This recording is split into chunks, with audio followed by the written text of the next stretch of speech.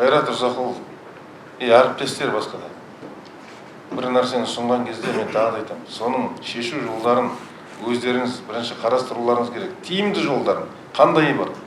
Сондай ұсыныспен келу керек.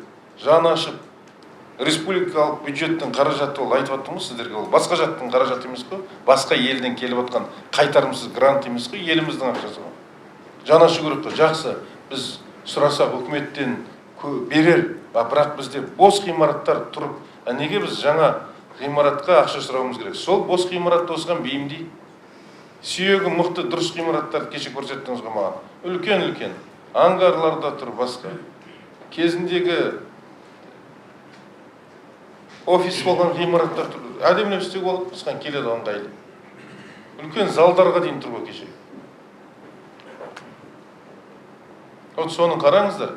Қажет па? Управление строительствоны шақырыңыз. Эксперттерді алып барады, зданияның сапасын қарайды. Келетін болса, соған біз спорт кешенін жасайық.